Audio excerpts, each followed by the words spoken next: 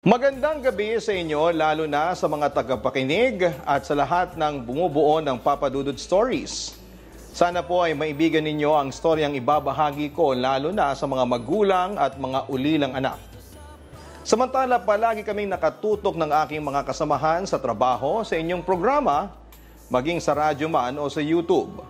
At kahit na bawal ang radyo sa trabaho ay sige pa rin kami. Sa katunayan, Papa Dudut ay nilalakasan pa namin ang speaker.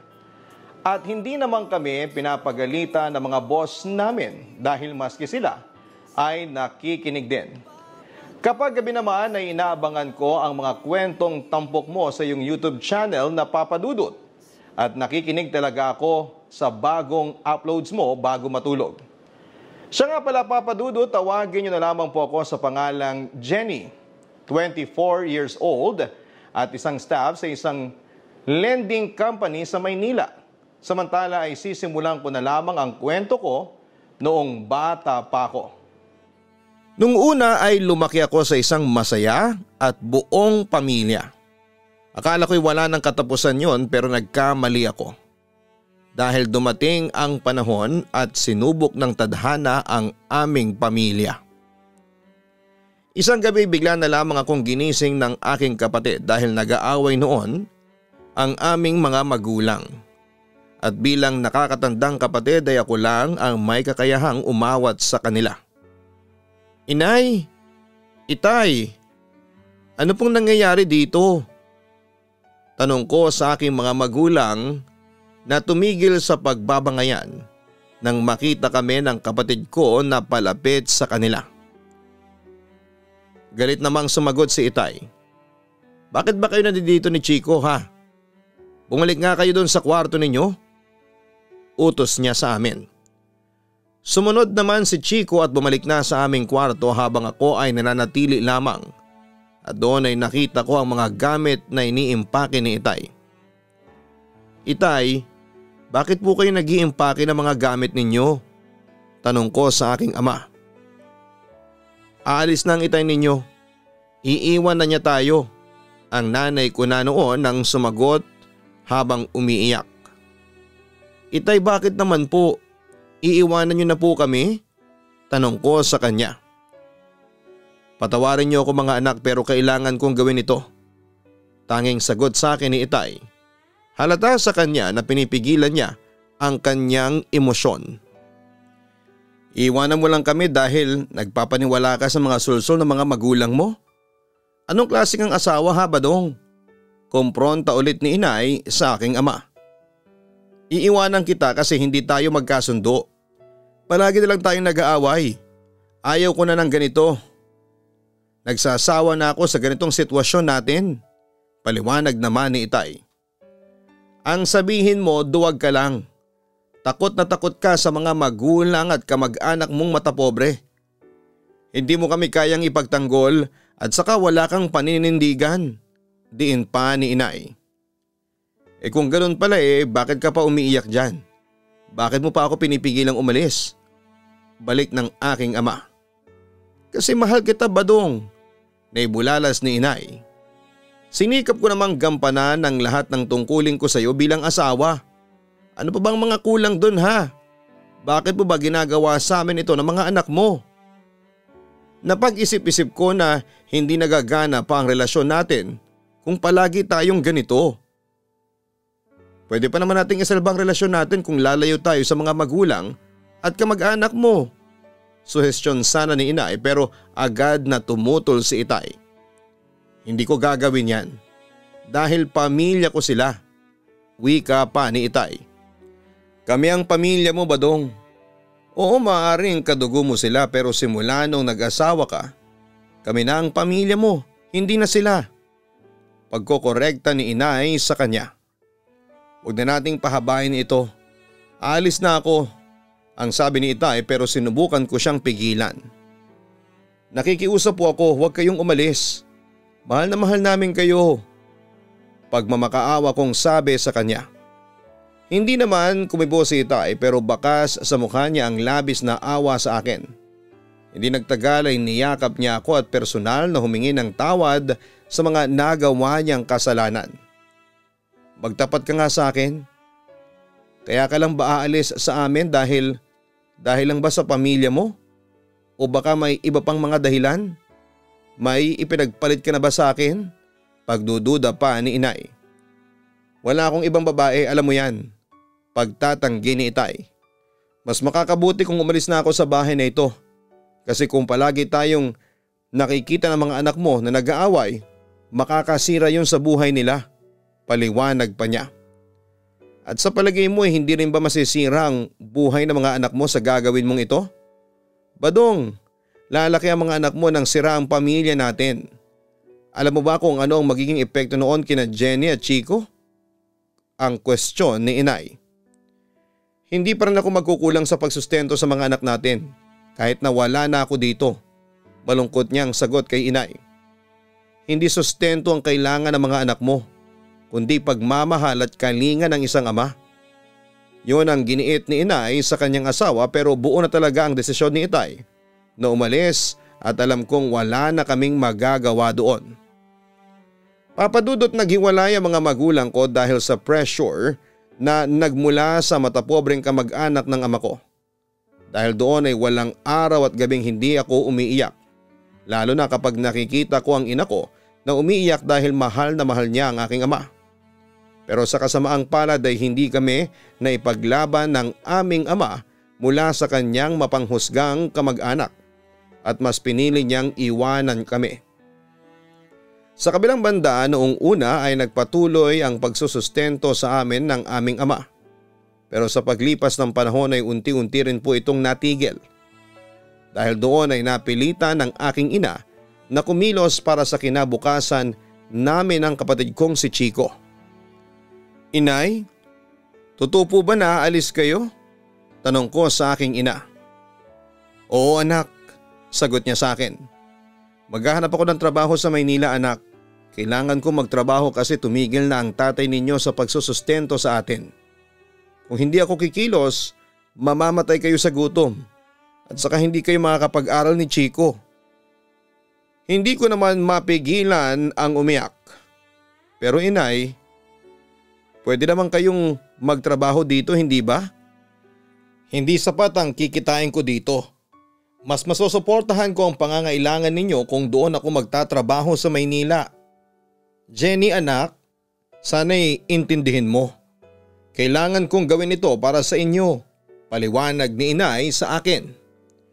Umagulhol lamang ako noon at niyakap ko ng mahigpit si inay papadudot. Huwag ka nang umiyak Jenny. Babalik pa rin naman ako. Hindi ko kayo kakalimutan at bibisita pa rin ako dito kapag may panahon ako. Pangako. Yon ang naging assurance niya sa akin papadudot. Mamimiss ko po kayo inay. Wika ko sa kanya habang sinusubukan kong magpakatatag. Apo, huwag kayong mag-alala ni Chico. Habang wala ang inay ninyo, ay ako ang mag-aalaga sa inyo.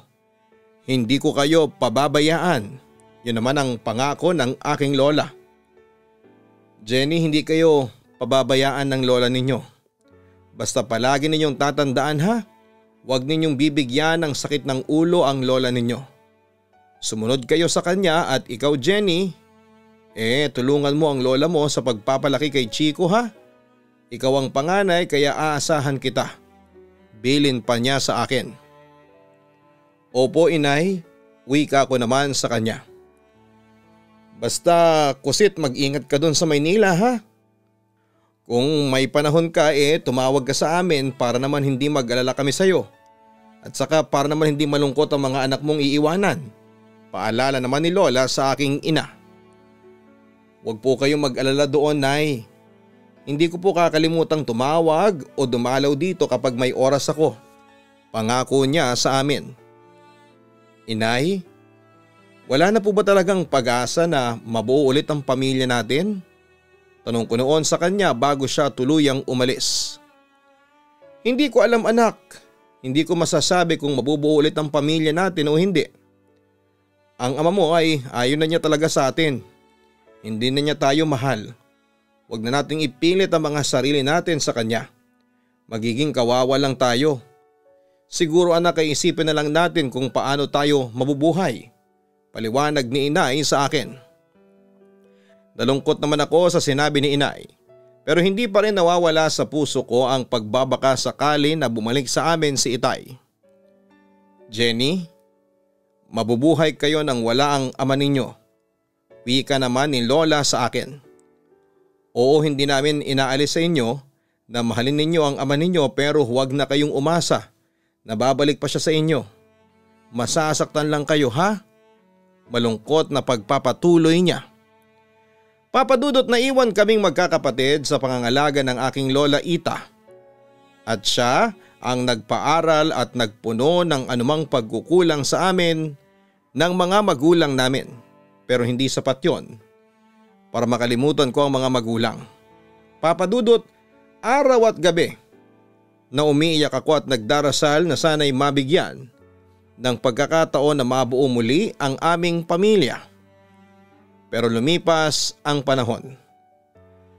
Unti-unting nawala ang aking pag-asa lalo na't dumating ang aking ina na may kasamang ibang lalaki. Jenny, siya nga pala. Ipapakilala ko sa inyo, siya ang Tito Cesar mo, wika ni inay. Samantala'y lumapit naman ang lalaki kasama ni inay.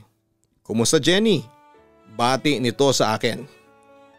Mabuti naman po ako tito, magalang kong tugon pagkatapos ay muli akong bumaling kay inay. Bakit niyo po siya kasama dito? Tanong ko pa sa kanya. Anak, kaya ko sinama ang Tito Cesar mo dito ay para makilala kayo at para makilala niyo rin siya. Jenny, bali ang Tito Cesar mo ang bagong nagpapasaya sa buhay ko ngayon. Pagtatapat ni inay sa akin. Nung unay naguguluhan pa ako kung ano ang ibig niyang sabihin. Ano po ang ibig ninyong sabihin, Nay? Si Cesar at ako bali nagmamahalan kaming dalawa. Sumigunda naman si Tito Cesar. Tama ang inay mo, Jenny. Nagulat at kinalaunan ay nanlumo ako sa mga narinig kong balita. Hindi ko noon matanggap na wala ng pag-asang mabuo pang muli ang aming pamilya. Paano na po si Itay? Tanong ko noon kay inay. Hindi ko pa naman makakalimutan ang Itay mo. Kaso anak, alam ko na maintindihan mo rin ako pero kasi mas mahal ko ang Tito Cesar mo. Sinusubukan ni inay na ipaliwanag sa akin ang kanyang side. Inay, ibig sabihin po ba niyan hindi na po mabubuo ulit ang pamilya natin? Nanlulumo kong tanong. Hindi na mabubuo ang pamilya natin dahil wala na ang Itay mo. Kinalimutan na niya tayo. Magiging masaya pa naman tayo kahit na wala ang Itay mo. Si Cesar handa siyang magpakaama sa inyo ni Chico. Dagdag pa ni inay pero hindi naging madali para sa akin ang tanggapin yon. Tama ang inay ninyo. Handa akong akuin ang responsibilidad sa inyo na hindi inako ng ama ninyo. Nahihiya ngunit sinserong pahayag naman ng bagong pag-ibig ng aking ina. Jenny, sana'y tanggapin ninyo si Cesar para sa akin. Pakiusap pa niya sa akin. Dahil sa labis na panlulumo ay napasigaw ako sa pagtutol, Papa Dudut. Hindi po inay. Kahit kailan ay hindi po mapapantayan ni Tito si Itay. Si Itay ay si Itay. Hindi siya mapapalitan ng kahit na sino. Naintindihan ko pero sana anak, hayaan mo akong maging masaya ulit sa buhay. Tila nagmamakaawa na si inay sa akin noon. Minahal ko naman ang tatay mo pero hindi ako naging masaya sa piling niya. Jenny, kay Cesar ko naramdaman yung kasiyahang hindi ko naramdaman dati sa ama mo. Anak, alam ko masyado ka pang bata para maintindihan ang lahat pero sana'y subukan mong maging masaya para sa akin. Nagsalita naman si Tito Cesar para suportahan ang sinabi sa akin ni inay. Jenny, hindi ko naman hinahangad na mapalitan ang ama ninyo sa mga puso ninyo. Pero sana'y tanggapin ninyo ako para sa inay ninyo. Mahal na mahal ko ang inay ninyo at handa kong ibigay sa kanya ang lahat ng hindi na ibigay ng pagmamahal ni Badong sa kanya. Kung pagbibigyan ninyo ako ni Chico ay handa akong maging ama sa inyo. Paniniguro niya sa akin. Ano po ba ang magagawa ko, inay? Wala naman po, hindi ba? Kahit na tumutol pa po ako ay hindi nyo rin naman po ako pakikinggan. Sige po, inay, gawin ninyo kung saan po kayo magiging masaya. Susuportahan ko na lang po kayo. Ang sabi ko na lamang sa kanya kahit nalabag sa aking kalooban ang muling pag-ibig ni inay. Papadudot, hindi ko matago ang sobrang pagkadismaya sa nakita ko, pero wala akong magawa noon kundi ang tanggapin na lamang ang nakikita ko. Pero syempre masakit yon sa akin at nawala ang aking pag-asa na mabubuo ulit kami. Papadudot, sinubukan ko naman at tanggapin ang bagong asawa ng aking ina, pero hindi ko talaga kaya. Dahil doon ay nagpasya na lamang ako na mamalagi na lamang sa poder ni Lola. Oo, masakit sa akin ang lahat pero wala talaga akong choice kundi tanggapin ang lahat. Siguro ay talagang nakatadhana talaga na lumaki kami ni Chico sa isang sirang pamilya. Papadudot, lumipas ang maraming buwan at taon ay naging masaya naman si inay sa piling ng kanyang bagong asawa. At dahil sa hindi sila kasal ni itay kaya nagawa ni inay na magpakasal sa bago niyang lalaki. Hindi nga naglaon ay nabuntis si inay. Siyempre masaya sila sa mga nangyari pero ako hindi. Mas nawala ang pag-asa kong mabubuo ulit ang pamilya ko. Alam niyo po ba, Lola? Naiinggit ako sa mga kaklase ko kapag nakikita kong buo ang pamilya nila. Buti pa sila may yumayakap sa kanila. May bumabati sa kanila kapag mataas ang nakukuha nilang grades. Buti pa sila may mga magulang na handang manood at sumuporta sa kanila tuwing foundation day. Buti pa sila may mga magulang na nagtatanggol po sa kanila kahit may umaaway. Sa totoo lang, Lola, palagi po akong umiiyak at nag-aabang sa pagbabalik nila. Kwento ko noon sa aking lola habang nagdurugo ang aking puso deep inside. Bakit apo? Hindi ko ba nagagawa ang mga yon ng mas maayos? Concern niyang tanong sa akin. Nagagawa naman po kaso Lola, iba pa rin po kasi yung mga magulang. Pagtatapat ko. Medyo nasakta naman si Lola sa sinabi ko at huli na nang napansin ko yon. Hindi pa ba ako magulang sa paningin mo, Jenny? Apo? Halos buong buhay ko inilaan ko na sa pag-aalaga sa inyo ni Chico. At kahit na matanda na ako ay hindi na ako makagawa dahil sa katandaan ko pero pinipilit ko pa rin kasi ayaw kong magkulang sa inyo. Sinisikap kong maibigay sa inyo ang pagmamahal na hindi na ibibigay ng mga magulang ninyo. Apo, kulang pa ba yun? Tanong pa niya sa akin. Agad ko namang na-realize ang aking pagkakamali, Papa Dudut. Hindi po, Lola. Pasensya na po. Naiintindihan naman kita. Lola niyo lang naman ako. Iba pa rin yung pagmamahal ng isang magulang. Malungkot na wika ni Lola. Agad ko namang siyang niyakap, Papa Dudut. Lola, huwag na po kayong magtampo sa akin. Hindi ako nagtatampo sa inyo. Normal lang sa mga batang tulad ninyo na hanapin ang kalinga ng inyong totoong magulang. Kaso nga'y hindi maibigay ng mga magulang ninyo ang kailangan ninyong kalinga at pagmamahal. Yon ang malungkot na katotohanang sinabi niya sa akin. Pero Lola, gusto ko lang pong malaman ninyo na proud po ako sa inyo. Nagpapasalamat po ako sa inyo kasi palagi po kayong nandyan sa tabi namin ni Chico. Kayo po ang kasakasama ko sa bawat tagumpay na nakukuha ko po sa eskwelahan. Wika ko naman nang sa ganon ay mawala ang lungkot ni Lola. Kung alam mo lang kung gaano kita pinagmamalaki, Apo. Wika niya tapos ay napangiti na siya sa akin. Pero Apo, ganon pa man huwag pa rin kayong magtatanim ng sama ng loob sa mga magulang ninyo, ha? Nakaramdam ako ng labis na kalungkutan nang sabihin niya yon. Ewan ko po, Lola, kung magagawa ko po yan. Ang totoo po niyan ay gusto ko pong hanapin si Itay. Marami po akong isusumbat sa kanya. May hinanakit kong sabi. Apo, huwag ganyan. ama mo pa rin siya kahit na ano ang mangyari. Paalala sa akin ni Lola. Pasensya na po Lola, wika ko bago huminga ng malalim. Kaya nga po palagi kong ipinagdarasal sa Diyos na sana'y pahabain pa niya ang buhay ko para masubaybayan ko ang paglaki ninyo. Gusto kong makita ko kayong dalawa ni Chico hanggang sa magkaroon kayo ng kanya-kanyang pamilya. Sabi pa sa akin ni Lola. Muli kong niyakap ang aking lola at nagpasalamat ako sa Diyos dahil binigyan pa rin niya kami ng isang mabuting guardian na katulad ng aking lola. Papa Dudut, iginapang kami ni Lola para makapag-aral at kahit sobrang hirap sa buhay ay gumawa siya ng paraan para mabuhay niya kami. Nanahi at gumagawa ng mga handicraft bag tapos ay nananahi rin siya ng mga damit. Samantala'y ginagawa ko naman ang lahat para may pagkakitaan ako.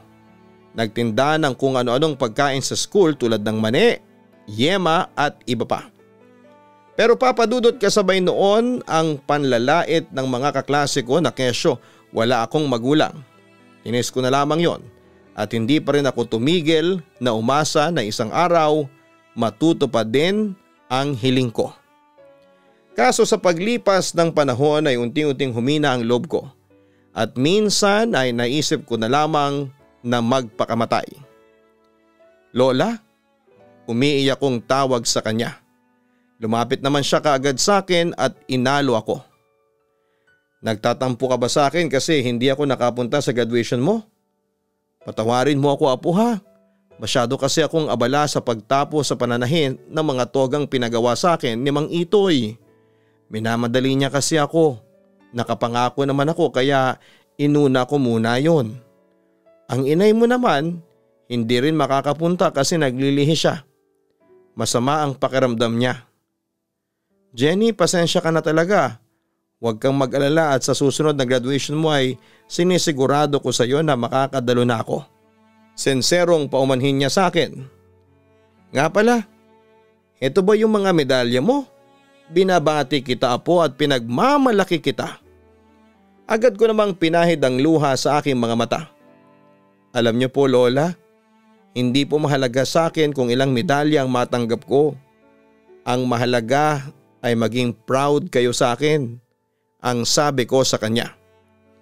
Proud naman ako sa iyo hindi ba? Ang wika ni Lola. Kaso si inay, pinagmamalaki din po ba niya ako? Iyon naman ang tanong kong walang kasiguraduhan kung may sagot. Apo, alam ko na ipinagmamalaki ka ng inay mo sa mga nakamit mong tagumpay. Pampalubag loob na wika ni Lola sa akin. Lola, kung alam niyo lang po kung ano yung nararamdaman ko kanina. Malungkot kong sabi sa kanya nang maalala ko ulit yung malungkot na eksena sa graduation ko. Sa lahat kasi ng mga estudyante ako lang ang walang magulang. Teka. Kasama mo naman si Aling Selly na pumanhik sa entablado, hindi ba? Nagpatuloy naman ako sa pagsasalita. Opo, kaso Lola iba pa rin yung mismong kayo o yung mga magulang ko ang magsasabit sa akin ng medalya. Ang totoo po niyan Lola, halos maiyak po ako kanina kasi pakiramdam ko ay mag-isa lamang po ako. Walang nagmamahal sa akin.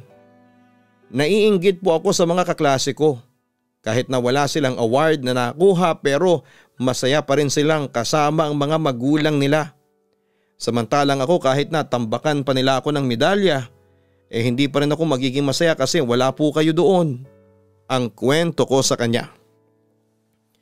Naiintindihan kita apo. Naikwento nga sa akin ni Selly na iyak ka raw ng iyak habang sinasabit ang kanya ng medalya. Kumalat daw yung makeup mo sa mukha. Malungkot niyang sabi. Sino po bang hindi iyak doon? Nakikita ko po yung mga kaklase ko na kaliwat kanang nandyan ang mga magulang.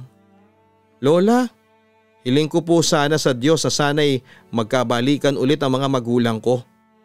Yun naman ang sabi ko sa aking lola na alam kong hindi na rin matutupad ng Diyos dahil may kanya-kanyang buhay na ang aking mga magulang.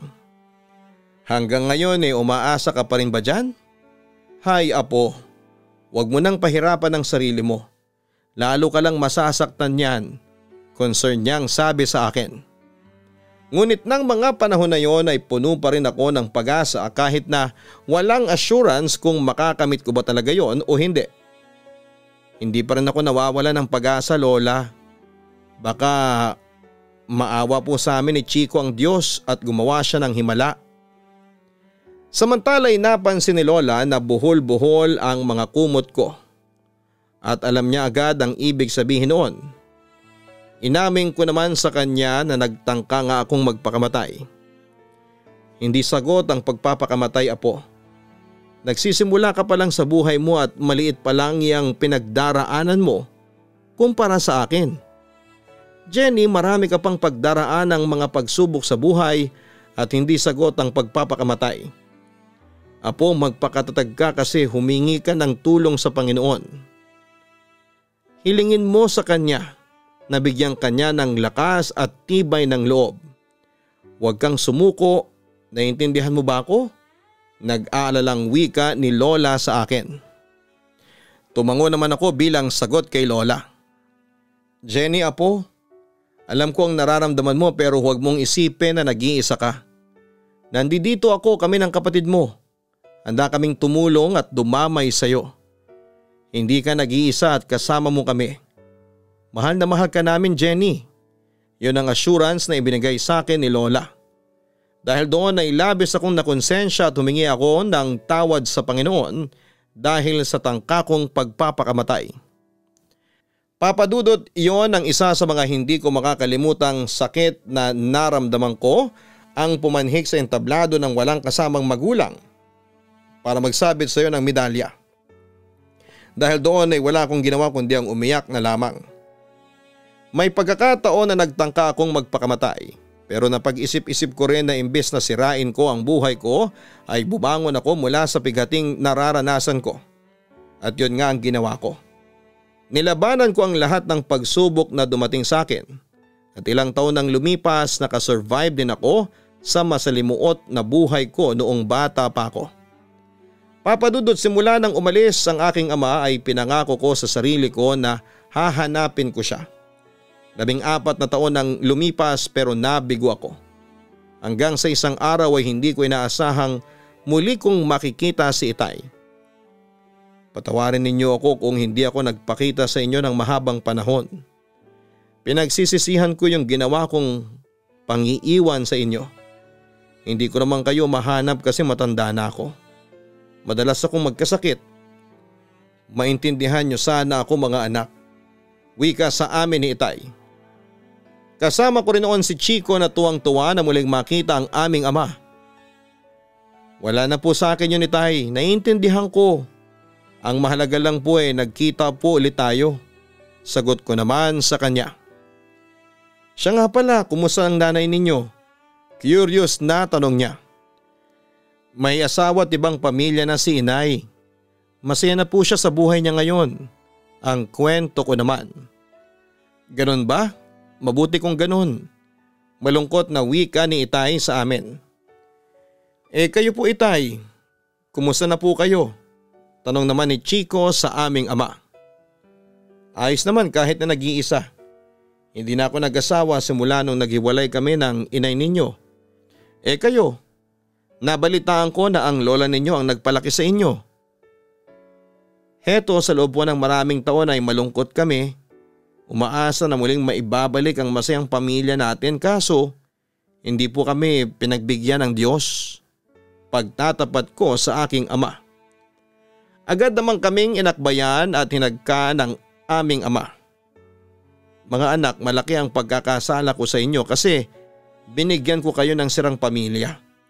Alam ko dahil doon kaya naging malungkot ang buhay ninyo. Pero pinagsisisihan ko na yon.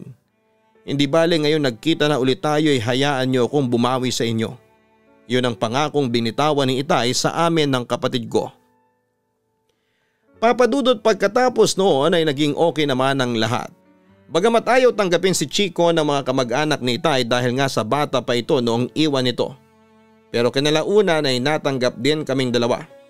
Tumira kami sa bahay ng Itay ko pero hindi rin nagtagal dahil sa samud-saring parinig ng mga pinsang ko na naghahabol daw ako kay Itay kaya minabuti ko nang tumayo ako sa sarili kong mga paa. Papa Dudut, umalis ako doon at naghanap ulit ng trabaho at bahay na matutuluyan at sa awa ng Diyos ay sinuwerte ako. Nakahanap ako ng trabaho at naramdaman ko kung paano magkaroon ng pamilya at maging masaya kasama ang amo at mga kasamahan ko. Pero Papa Dudut, hindi po ako tumigil na mangarap na sana'y mabigyan ng pagkakataong mabuo kami kahit na mukhang imposible.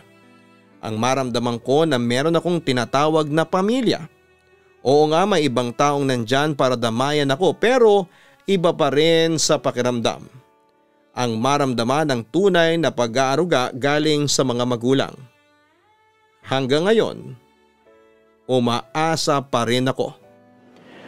Papa Dudut, hanggang dito na lamang ang aking kwento. Sana'y mapili po ninyong i-ere ito at maging gabay na rin sa inyong tagapakinig, lalo na sa mga magulang at sa mga magiging magulang pa lamang na ang anak ay siyang lubos na nagdudusa sa lahat ng mga problema ng pamilya. God bless and more power to your station. Thank you in advance at lubos na nagpapasalamat, Jenny. Alam mo Jenny, ang pagmamahalan ang pinakapundasyon ng masayang pamilya. Mawala yon ay siguradong masisira ang lahat ng mga ala-alang pinaghirapang buuin ng bawat kasapi ng pamilya. Ganun pa man, kung ikaw ay lumaki sa isang broken family ay hindi pa rin huli ang lahat para bumangon mula sa pagsubok na kinakaharap ninyo. Hindi ka pinanganak para magdusa habang buhay dahil ibibigay sa iyo ng Diyos ang mga taong pwedeng tumulong, magmalasakit at magmahal sa iyo. Tulad na lamang yung nangyari kina Jenny at kay Chico. Ang lola nila ang ibinigay sa kanila ng Diyos para punan ang mga pangangailangang hindi maibigay ng mga naghiwalay na mga magulang. Basta mga ka-online, manatili pa rin tayong positive sa buhay kahit na nagmula tayo sa isang broken family. Tandaan natin na tumulong kung kinakailangan sa muling pagbuo at paghilom ng nawasak na pamilya. Pero kung hindi na talaga kayang buuin, huwag mawala ng pag-asa at magpatuloy lamang sa buhay. At isabuhay mo ang mga aral na natutunan mo sa loob ng isang broken family nang sa ganoon ay hindi mangyari ito sa pamilyang balak mong itayo. Maraming salamat sa iyo, Jenny, sa pagbabahagi mo ng iyong kwentong tungkol sa pamilya. God bless and more power sa iyo. Huwag kalimutan na mag-like, share, and subscribe sa lahat po ng mga nakatutok sa Papa Dudut YouTube channel. Maraming salamat po sa inyong lahat. Ang buhay ay mahiwaga, laging may lungkot at saya. Sa Papa Dudut Stories, laging may karamay ka.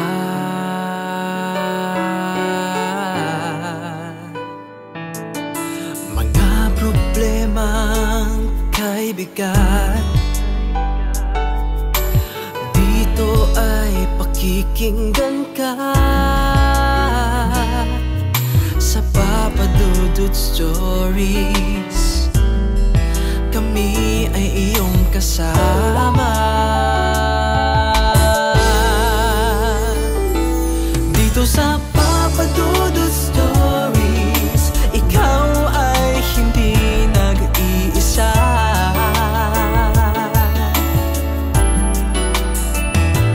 Dito sa Papa Dudut Stories, may nagmamahal sa'yo.